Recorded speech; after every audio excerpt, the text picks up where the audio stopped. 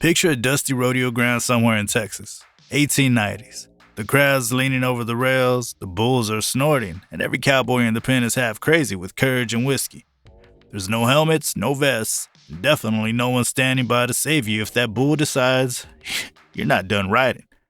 Back then, when you hit the dirt, you were on your own. The crowd watched, the dust rose, and sometimes you got lucky. Sometimes you didn't. Nobody planned on rodeo clowns. They weren't written into the rule book, and they definitely weren't in the budget. But the rodeo needed something to keep the crowd alive between events. Cattle took time to load. Horses needed a breather, and cowboys needed to catch theirs.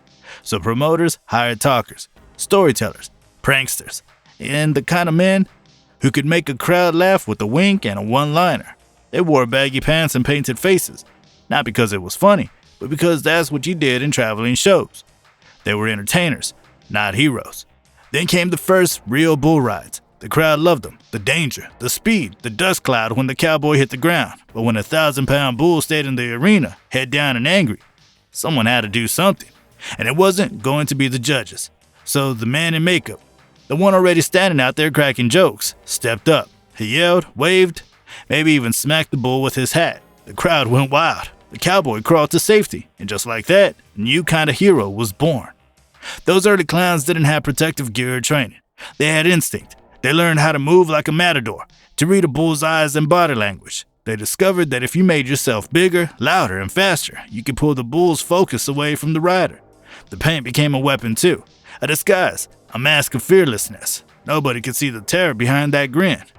By the 1930s, rodeo clowns had become part of the show. Names like Jazzbo Fulkerson, Booger Red, and Slim Pickens were legends not because they were the funniest, but because they were the bravest. These men danced with death for a living. They charged in front of a bull, leap on the rails, sometimes even take a hit just to buy a cowboy a few seconds. Audiences started coming to rodeos not just for the riders, but for the clowns. Then came the big rodeo boom. Television arrived. The sport needed stars, stories, personalities. The rodeo clown was perfect for it. A mix of danger and comedy, heart and showmanship. Kids loved them, announcers hyped them, and sponsors paid for their names on the back of their baggy pants. But while the makeup stayed funny, the job got deadly serious. Bulls were getting bigger, stronger, faster. The crowds wanted chaos. The cowboys needed protection. Somewhere around the 1960s, the term bullfighters started creeping in. The men who truly faced the bulls, the ones who ran in when everyone else ran out, wanted recognition for what they really were. Athletes. You could still have the jokes, the barrels, the laughs. But the real work? That was strategy, precision, timing. Every move in the arena was calculated, a dance choreographed in split-second decisions. They trained like athletes, not jesters. They learned how to pivot, how to turn a bull with the angle of their body. They'd watch slow-motion film, study the animals, learn how to read every twitch of the tail and tilt of the head. It was no longer just about guts. It was about science. And then came the split. The modern rodeo divided the entertainment from the protection. The man in the barrel, still called a barrelman, became the crowd pleaser. He cracked jokes with the announcer, kept energy high, and occasionally popped out of his steel drum to taunt the bull. But the three men in the arena, they became the professionals, the bullfighters. The Professional Bull Riders, or PBR, launched in 1992, and that's when the transformation became complete. Gone with oversized clothes and silly faces. In came athletic jerseys, pads, and sponsorships. These were fighters, not clowns. They trained year-round, lifted weights, practiced agility drills, sprinted across dirt arenas, and studied every bull's tendencies like quarterbacks reading defensive plays. A good bullfighter could turn a wreck into a save in a half a heartbeat. They'd sprint in as a cowboy hit the ground, slap the bull's shoulder, and then spin away with perfect balance, drawing the animal off just long enough for the rider to escape. Sometimes it worked flawlessly, sometimes it didn't, but every bullfighter knew the moment that gate opened, his life was on the line too. Some names stand out, legends like Leon Coffey, Rob Smets, and Shorty Gorman. Each brought a different style. Coffey combined comedy and courage. He kept the crowd laughing while taking hits that would crush an average man. Smets was pure grit, a pioneer of athletic bullfighting who treated the arena like a battlefield. Gorman brought technique and tactical movement, the kind of precision that made bullfighting look like an art form. They all shared one thing, a code. The cowboy came first. Always. You didn't flinch, You didn't hesitate. If that rider was hung up or down, you were already moving. You take that hit before he did. That's the unwritten law of bullfighting, passed down like a sacred promise between men who understand that 8 seconds isn't just a ride, it's a lifetime condensed into adrenaline and instinct. As the sport modernized, so did the bulls. Breeding programs created animals like Bushwhacker, Little Yellow Jacket, and Asteroid, massive, explosive athletes with personalities as fierce as their power. They didn't just buck, they launched. And when a 1,700-pound bull spins with that kind of force, the risk for the rider and the bullfighter multiplies. That's where the modern bullfighter earns his legend. Watch them in slow motion, and you'll see pure choreography, the angles, the timing, the split-second adjustments. A good fighter never panics. He trusts his partners, knows his exits, and reads the bulls like a book he's memorized cover to cover. The best fights are the ones the crowd doesn't even notice, because nothing bad happens. The cowboy walks away. The bull trots back to the chute, and the bullfighters disappear into the dirt, ready for the next round. But every now and then things go wrong. Bulls collide, horns catch, cowboys get hung up. That's when the arena turns into chaos, and you see just how fearless these men are. They charge into danger, slide between bull and cowboy, sometimes even lifting a rider by his vest or spurring the animal away with a bare hand. You can't fake that kind of courage.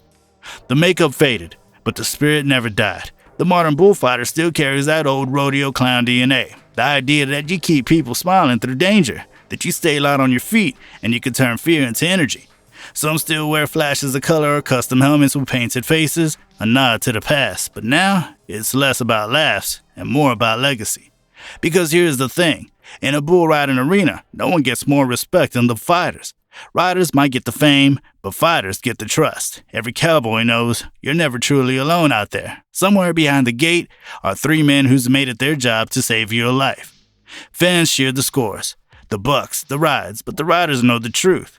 The unsung heroes are the ones running in after the buzzer. They don't get points, they don't get trophies. They get bruises, concussions, sometimes scars that'll never fade. But they also get a bond that only a few will ever understand. It's easy to watch a bullfighter from the stands and think it's just chaos, but it's not. It's poetry written in dirt and adrenaline.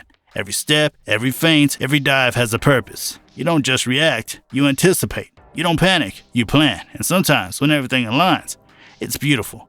Ask any bullfighter why he does it, and you'll never hear for the money. You'll hear something else, for the cowboy, for the crowd, for the rush. Because deep down, every bullfighter has that same spark the first rodeo clowns did. That willingness to face danger head on and somehow turn it into a show worth watching. They say rodeo clowns used to hide their fear behind the paint. Maybe that's true, but maybe the paint was more than that. A badge of bravery, a way of saying, I laugh in the face of what scares me. Today's bullfighters carry that same courage, even if their faces are bare. The laughter's quieter, but the heart's the same. From the dusty pens of the Old West to the neon lights of Las Vegas, from hand-me-down makeup to high-tech vests, one thing's never changed. The arena still needs someone crazy enough to step between a bull and a man. And thank God, there has always been. Because without them, the show doesn't go on. And maybe that's the real secret. Rodeo clowns were never about comedy. They were about courage disguised as laughter. About men who chose to make danger look easy so others could chase glory. About taking hits no one will ever see replayed because the save happened so fast, so flawlessly it almost looks simple. But it's never simple. It's instinct, skill, and sacrifice, written into the very dirt of every arena where bulls still buck, riders still fly, and 3 silent heroes still stand ready, just like they did 100 years ago. So the next time the gate swings open and a cowboy nods for the chute, remember, out there in the arena, there's a trio of bullfighters watching every move, waiting for their moment. No spotlight, no score, no fame, just duty. Because in bull riding, the clowns may have started as a joke, but in the end, they became the bravest men in the dirt.